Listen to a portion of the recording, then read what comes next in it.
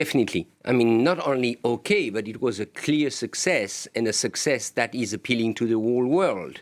And some even say that those games are going to set up such a mark as a success, as a popular success, that it will be difficult for Los Angeles in 2028 to cope and to manage as good as it was the case in Paris. But keep in mind the constraints that were in place before the game. And it's quite normal that the French government was worried about those games. You had the security constraint with the security alert, terrorist alert, and so on. You had the necessity of barricading literally the Seine River because the ceremony was taking place on the Seine for the opening. So the level of constraint was probably higher than ever.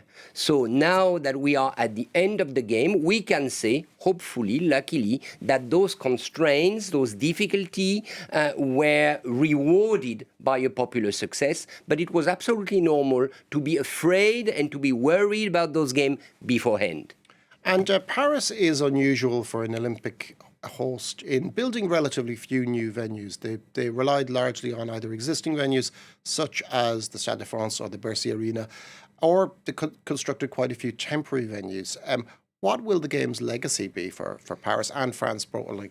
Well, the game legacy will be Paris. Paris, Paris, and Paris, because we've got to accept those Olympics would not have been the same if the competition would have taken place in stadium outside of the city. The bet that was made was to transform Paris as a stadium, and the games were inside the city. Again, that caused a lot of constraints, a lot of pain, a lot of difficulty for the Parisian people. We've got to remember that. But now that it's been done, we could see popular success, people happy not only to come to watch athletes and competition, but happy to come to Paris, happy to be there at the foot of the Eiffel Tower, happy to see the Olympic flame in the Garden of Tuileries, and so on and so forth. So I think Paris was the main actor of this game, and probably Paris today deserves a gold medal as well. And Paris has traditionally not been known as probably a great sporting city, unlike others such as London, New York, Madrid, Sydney, Rome. Do you think that's about to change?